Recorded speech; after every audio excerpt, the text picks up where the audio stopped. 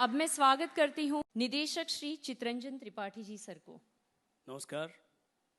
सम्मानीय महामहिम Ramesh ji, honourable chairman NSD Paresh जी, सम्मानीय रघु भाई, सम्मानीय पंकज जी, और यहाँ प्रेक्षागृह में जितने सारे मेरे सीनियर्स, मेरे सहपाठी, मेरे दोस्त, रंग कर्म करते हुए जितने सारे दोस्त यहाँ आए हैं जो एनएसडी से नहीं है पर रंग कर्म करते हैं, थिएटर क्रिटिक्स, जर्नलिस्ट, आप सबका स्वागत है।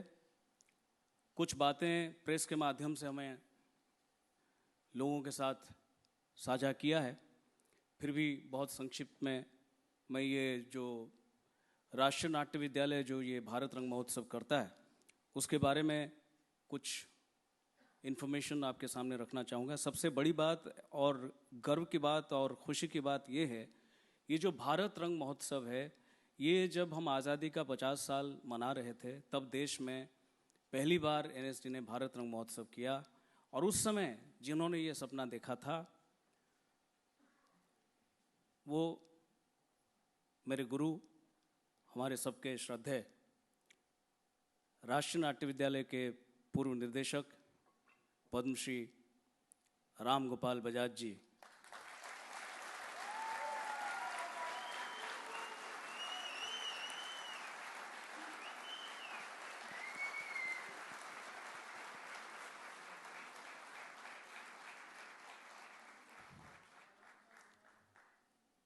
ये एक ऐसा सपना था जो उस पल देखा गया और धीरे धीरे ये भारत रंग महोत्सव जो कि एक राष्ट्रीय नाट्य महोत्सव होकर पहली बार लोगों के सामने आया था, 25 साल की घोर घनघोर मेहनत, क्योंकि राष्ट्रीय नाट्य विद्यालय एक इवेंट मैनेजमेंट कंपनी कतई नहीं है, तो हमारे पास जो भी छोटी मोटी हमारा जो भी साधन है और जो हमारे पास जो बल है, वर्कफोर्स है, मैन पावर है, वो सबको लेके हम धीरे धीरे ये 25 साल तय कर चुके हैं और 25 साल भारत रंग महोत्सव को हो चुका है। और आज हम पाते हैं कि ये संपूर्ण विश्व में सबसे बड़ा अंतर्राष्ट्रीय नाट्य महोत्सव है।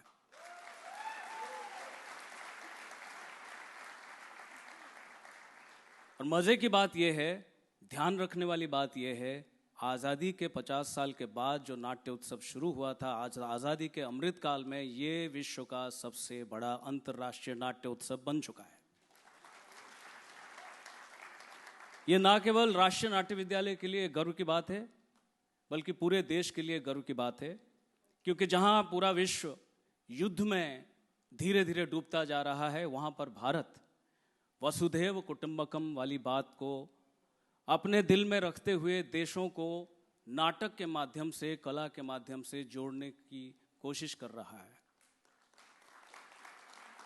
जैसा कि हमने इस बार एक एंथम बनाया था भारंगम का, जो आपने सुना, उसमें जो नाटक के बारे में है कि ये विषाद दूर करता है, ये डिप्रेशन दूर करता है, दुख दूर करता है, ये जो सारे लाइंस आपने सुना, मेरे प्रिय सहपाठी स्वानंद किरकिरे जी ने उसको लिखा है। स्वानंद जी यहाँ आए हैं। स्वानंद जी, आभार है आपका। इन्होंने लिखा है और ये प्रेरित हैं भरत मुनि के नाट्य शास्त्र से। हाँ, भरत मुनि के नाट्य शास्त्र से प्रेरित होकर इसको उन्होंने लिखा। कहने का मतलब ये है कि आज जब हमारे देश की तरफ लोग देख रहे हैं मुड़कर, हमें मुड़कर अपनी पोथियों को थोड़ा देखने की जरूरत है। जिस देश में मारीच जब चाहे तब सोने का हिरण बन के आ पाता था, जिस देश में मारीच को मारने के बाद जब उसके मुंह से त्राहिर लक्ष्मण राम जी की आवाज में जो निकाल सकता था वो एआई था, और वो एआई वर्चुअल वर्ल्ड का नहीं था, अभी तो एआई वर्चुअल वर्ल्ड में है, वो रियल वर्ल्ड में था।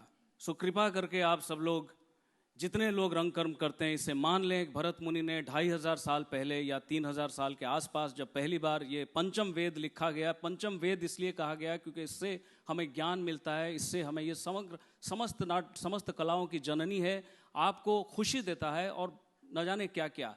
और पहली बार समुद्र मंथन नामक नाटक यहाँ खेला गया 3000 साल पहले। तब शायद बाकी मुल्क में लोग गुफे में बैठे हुए थे, गुफा में बैठ के शेर चीता को देख रहे थे कि ये शेर आया, ये चीता आएगा, पर यहाँ पर नाटक हो रहा था। यानी कि यहाँ संगठन नाम की चीज़ हो चुकी थी, लोग संगठित थे, लोग पढ़े लिखे थे, लोग कला के बारे में जानते थे, लोग संगीत के बारे में जानते थे, नृत्य के बारे में जानते थे, शिल्प कला के बारे में जानते थे, जो जो सारे आयाम है नाटक में वो सबको जानते थे। और सबसे बड़ी बात जो एकदम कड़क में बिकती है आजकल, थिएटर मैनेजमेंट का कोर्स, सूत्रधार नाम की चीज़ उन्होंने इजाद किया था, जिसको थिएटर मैनेजर कहते हैं।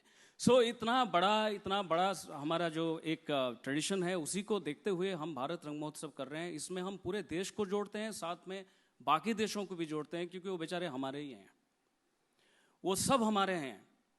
क्योंकि ये जो जम्बूद्वीप है, वहाँ से खंड विखंड होके जो सब गए हैं, वो सब हमारे हैं। वन अर्थ, वन नेशन, वसुधैव कुटुंबकम, इसी को सामने रखते हुए आज 150 से भी अधिक नाटक लेकर हम देश के 15 जगह पे इस बार कर रहे हैं, 15 शहर में। और सारे नाटक वाले हम सब एक हैं। कोई प्रशिक्षित हो जाता है विधिबद्ध रूप से राष्ट्रीय नाट्य विद्यालय या भारत हिंदू नाट्य अकेडमी या जो है वहाँ जाता है, या फिर कई लोग होते हैं जो एकलव्य होते हैं। हम नाटक वाले एकलव्य का अंगूठा ना काटें, उनको हम एम्ब्रेस करें, आलिंगन करें और सब मिल के आगे चलें।